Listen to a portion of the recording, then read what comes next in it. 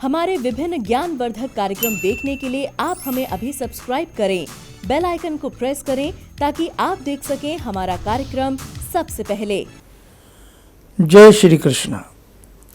दर्शकों, जन्माष्टमी के उपलक्ष्य में सभी दर्शकों को, सभी साधकों को हमारी तरफ से बहुत बहुत हार्दिक शुभकामनाएं। इस बार जन्माष्टमी को लेकर फिर से कन्फ्यूज़न है और ये हर साल रहता है करीब करीब, और इसका एक बहुत ही सरल भाव है कि भगवान श्री कृष्ण के जो भक्त हैं वो अपने भगवान के किसी न किसी रूप को ढूंढने का प्रयास करते हैं और उसमें जहाँ कहीं भी उनका मन मानता है उस रूप में उस दिन वो अष्टमी मना लेते हैं। जैसे भगवान श्री कृष्ण का जन्म भाद्र मास के कृष्ण पक्ष की मध्य रात्रि रात्र 12 बजे अष्टमी में हुआ और रोहिणी नक्षत्र था, दिन था बुधवार। अब इसमें होता क्या है कि सूर्य उदय के समय जो अष्टमी होती है कुछ लोग उसको मानते हैं, और कुछ लोग जब रात्रि के मध्य रात्रि में अष्टमी होती है तो कुछ लोग उसको ले लेते हैं। अब कुछ लोगों का मन नहीं मानता, वो कहते हैं रोहिणी नक्षत्र तो आज है नहीं, रोहिणी नक्षत्र बाई द वे अगले दिन हो रहा होता है तो वो रोहिणी नक्षत्र को भी ले लेते हैं।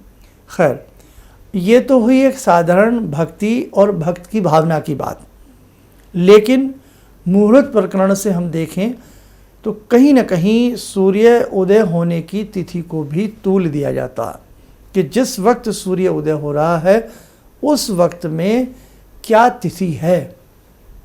तिथि है और उस तिथि को ही मान्य माना जाता। लेकिन यहाँ मैं ये नहीं कहूँगा, अपने अपने सबके भाव हैं। अब यहाँ मैं पंचांग के माध्यम से कुछ समझाना चाहता हूँ।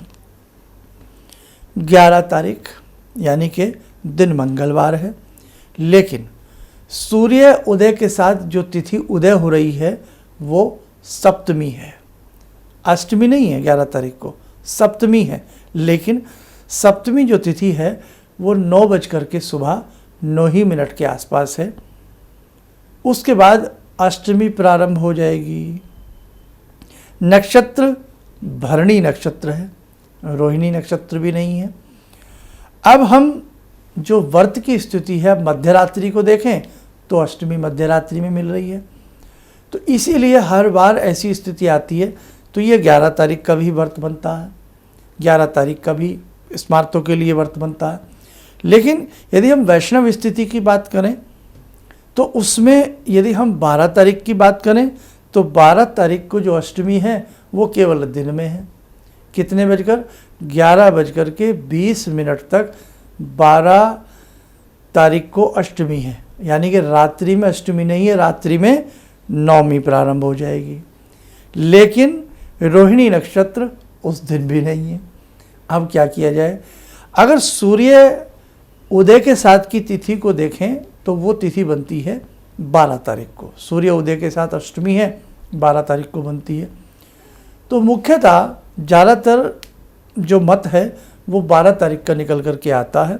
तो यदि आप 11 तारीख का भी व्रत रखते हैं तो भी किसी तरह का कोई हर्ज नहीं है। भगवान तो सभी के हैं, और आखिरकार हम 11 में रखें, 12 में रखें, 13 तारीख में भी अनेकों स्थानों पर जन्माष्टमी मनाई जा रही है, क्योंकि 13 तारीख को रोहिणी नक्षत्र है। तो भगवान तो सभी के लिए एक हैं। आप 11 में रखें, 12 में रखें, तो भगवान तो सभी को अपना आशीर्वाद दे देते हैं। तो यहाँ कहीं कोई किसी तरह का आप दिमाग में कोई कन्फ्यूज़न न रखें, प्रेम से मनाएं। जय कन्हैया लाल की, हाथी घोड़ा पाल की। तो प्रेम से मनाएं, चाहे 11 में मना लो चाहे 12 में मना लो। लेकिन अगर जिन्हें सूर्य उदय तिथि ही लेनी हो तो फिर वो 12 तारीख को है। बहुत लोगों ने पूछा, शर्मा जी आप अपने हिसाब से कब कर रहे हैं? तो भाई मैं जो हूँ वो सूर्य उदय तिथि की को ले रहा हूँ, इसलिए मैं 12 तारीख की ही जन्माष्टमी, और अपने शांति कुंज के पंचांग के हिसाब से भी हम चलते हैं, कैलेंडर के हिसाब से भी हम चलते हैं, तो 11 में भी है, 12 में भी है, लेकिन 12 की ही है। और इस बार जहाँ तक मुझे पता लगा है कि वृंदावन में भी जो है वो 12 तारीख की ही अष्टमी मनाई जा रही है, यानी कि जन्माष्टमी मनाई जा रही है। अष्टमी नहीं, जन्माष्टमी मनाई जा रही है, भगवान श्री कृष्ण की अष्टमी। तो भगवान सभी के हैं, चाहे उन्हें 11 तारीख में भजो, चाहे उन्हें 12 तारीख में भजो। अब ये कहना इसलिए पड़ता है कि कई बार लोग ये सोच लेते हैं, जैसे किसी ने 11 तारीख को व्रत रखा, 11 तारीख को सब कुछ किया, तो मन में ये आ जाता है कि मेरे से कोई गलती तो नहीं हो गई। तो नहीं, आपसे कोई गलती नहीं हुई है। भगवान तो सभी के एक हैं और सभी की गलतियों को क्षमा करते हैं, और ये तो गलती ही नहीं है, ये तो हम भगवान को भज रहे हैं। अब यदि और मैं बारीक बात में आऊँ तो क्या भगवान को केवल अष्टमी में भज करके हम प्रसन्न हो जाएं? अरे बाके बिहारी तो हर पल भजने वाले हैं, उन्हें तो हर पल भजना चाहिए। समझे आप? समझ गए ना भावना? तो भगवान कहते हैं भाई अष्टमी में तो तुम मुझे बहुत अच्छे से धूमधाम से मेरी पूजा करते हो, क्या फिर भूल जाओगे? तो भगवान भुलाए नहीं जाते और ना ही उनको हम भूलते हैं। इसलिए आप आराम से कर लें, जैसा आपका मन माने आप करें, मेरा तो ये कहना है, बाकी आपकी इच्छा। बाकी भी आ रही हैं। अब हम क्या करें? दिन में अच्छे से व्रत रखें। जैसे मैं 12 तारीख की ही बात कर रहा हूँ, तो दिन में व्रत रखें, फलाहार ले सकते हैं, दुग्धाहार ले सकते हैं, कुछ भी ऐसा ले सकती है। रात्रि में जब भगवान 12 बजे के समय उनका जन्म हुआ, और देखो ये भी तो प्रभु की लीलाएं हैं कि पहले विष्णु के अवतार राम हुए, फिर विष्णु के अवतार राम के बाद भगवान श्री कृष्ण। और भगवान की लीला देखो, राम नवमी में अवतार लिए दिन के 12 बजे, और भगवान कृष्ण ने अष्टमी में अवतार लिया रात के 12 बजे। क्या भगवान की लीला है, समझना हम लोगों के बस की बात नहीं है। इसलिए हमसे जैसा हो जाए उसे आप कर लो भैया। अब रात्रि में 12 बजे जिन्होंने लड्डू गोपाल घर में रखे हुए हैं, भगवान का बाल स्वरूप घर में रखा हुआ है, उन्हें स्नान करामें शुद्ध जल से, उसके बाद पंचामृत आदि से उन्हें स्नान करामें। कराने के बाद साफ करके पोंछ करके अच्छे से उन्हें अच्छे से सुंदर से आभूषण वस्त्र आदि पूरा पहना करके श्रृंगार आदि करें। और श्रृंगार आदि करने के बाद उन्हें अगर घर में झूला है, पालकी है, कुछ भी है, उसमें बिठा करके झूला झूलामें। और अन्न का भोग नहीं, बाकी चाहे 56 भोग लगाओ, माखन मिश्री लगाओ, तली हुई चीज़ें लगाओ, कुछ भी लगाओ। जैसे नमकीन भी लगती है, 56 भोगों में सब आ जाता है। तो कुछ भी जो आपकी विसात है वो भगवान को भोग लगाएं, दूध का लगाएं, माखन का लगाएं, मिश्री का लगाएं, जो भी लगाएं।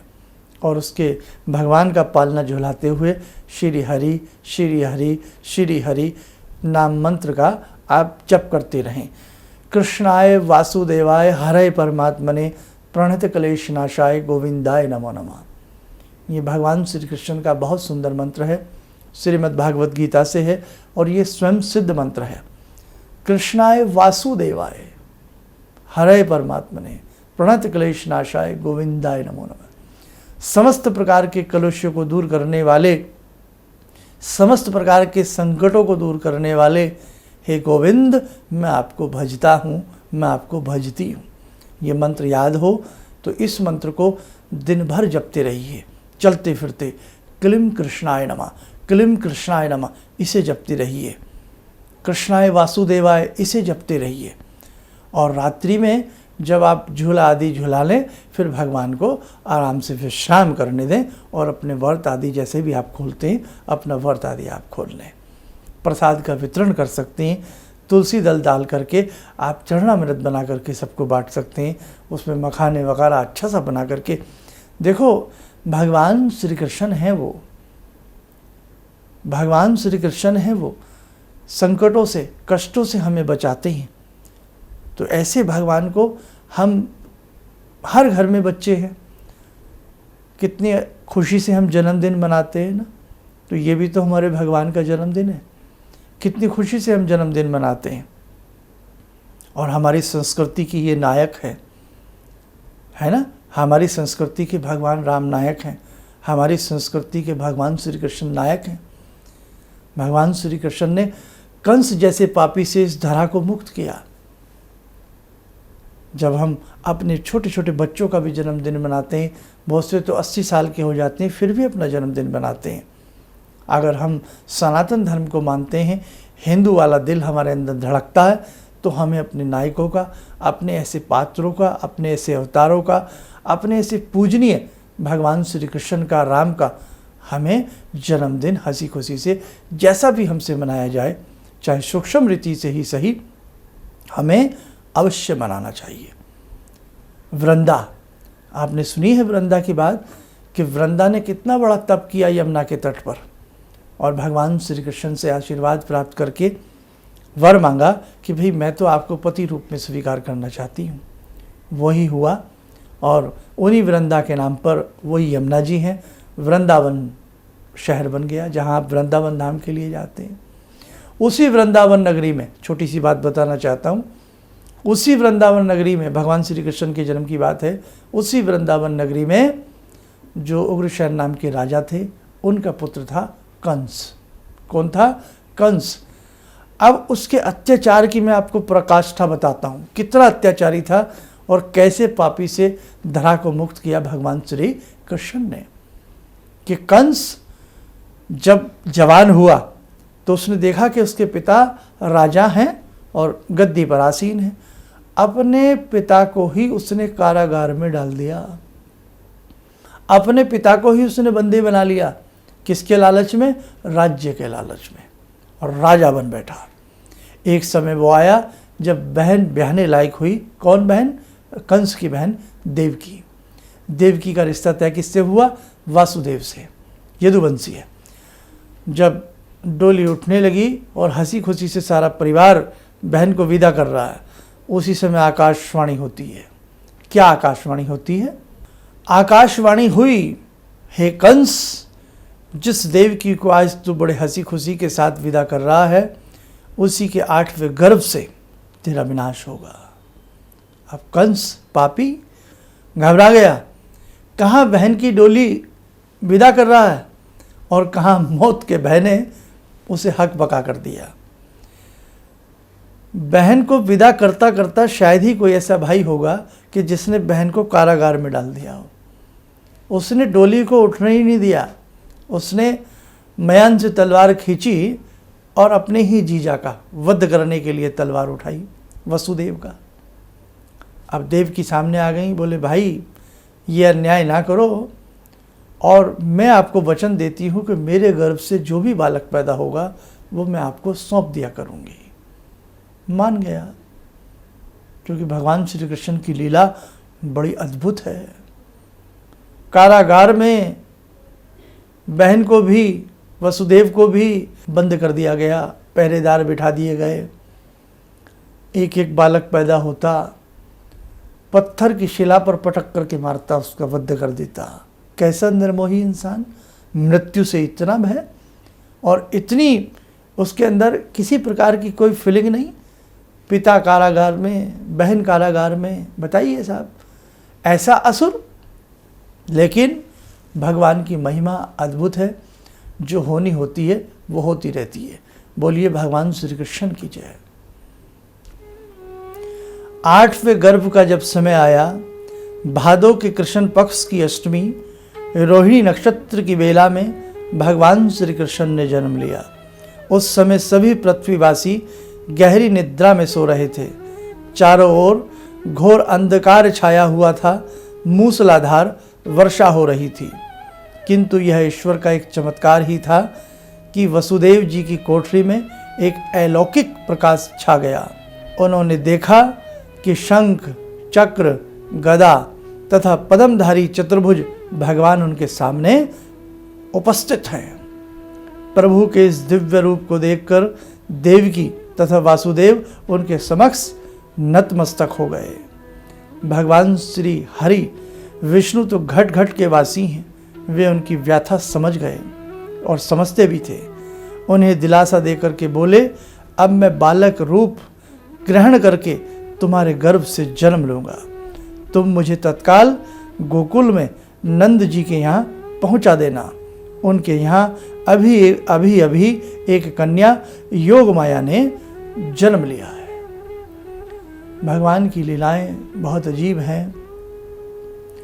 और जब भगवान ने जन्म लिया गर्भ के रूप में, पहले दर्शन दिए, और जब जन्म लिया तो उस दिन पूरी प्रकृति में बड़ा विकट मौसम, आंधी अंधेड़, और मानो दुनिया को आज ही सबसे गहरी नींद आएगी। द्वारपाल सोए पड़े हैं। पिता वसुदेव ने, अब तो पुत्र हैं उनके, वो छाछ में रखा, जो गेहूं साफ करने का होता है, आपने देखा होगा, छलनी छाछ कुछ भी कहें।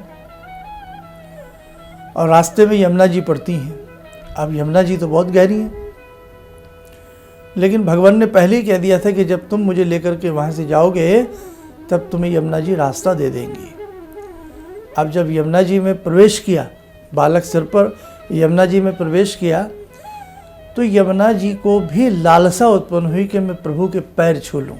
घुमड़ घुमड़ करके पानी ऊपर आवे और भगवान श्री कृष्ण के नन्हे नन्हे पाँव सूप से बाहर लटक रहे हैं, छाछ से। यमुना जी ने चरणों का स्पर्श किया और जितने भी जलचर थे सबका मन हुआ कि हम प्रभु के दर्शन कर लें। वासुदेव जी लेकर के पहुँचे और जो वहाँ पर नंद जी के यहाँ पुत्री थी उसको वो लेकर के आ गए। द्वारपाल सब कुछ वहाँ पर भी सब सोए पड़े हैं, दरवाजे खुले पड़े हैं, प्रभु की लीला है। आ गए और अपनी कारागार में जैसे ही उपस्थित हुए वापस आकर के सब कपाट बंद, पहरेदार जाग गए। बालिका की रुग्ण आवाज़ जो बच्चे की होती है, पता लगा कि 8वां गर्भ जन्म ले चुका है बालिका के रूप में।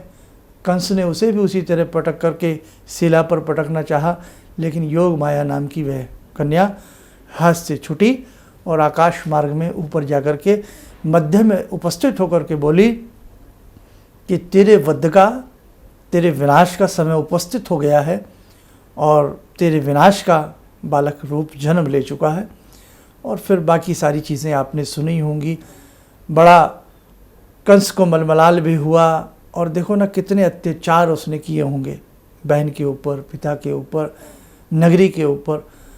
और उसके बाद बचपन में भगवान श्री कृष्ण की जितनी लीलाएं भगवान श्री कृष्ण की हैं ना, किसी के नहीं। उसका कारण रहा कि जब पता लग गया कंस को कि वहाँ कृष्ण हैं, वही उसके प्राण हरने वाले हैं, तो बचपन से ही वो कभी किसी रूप में किसी राक्षस को भेजे, किसी असुर को भेजे, कभी कुछ करे तो कभी कुछ करे, और भगवान की लीलाएं सबको देखने को मिलती रहीं। जैसे जैसे प्रभु अपने रूप में आए तो उन्होंने, आपको मालूम ही है कि कंस का फिर वध किया, इस पृथ्वी से असुर का विनाश किया, भार मुक्त किया इस पृथ्वी को, और जाकर के कारागार से अपने नाना को निकाला, अपने माता पिता को निकाला, और बाद में उस गद्दी पर अपने नाना को बैठा दिया। तो भगवान श्री कृष्ण है साहब, आप मन से भजिए।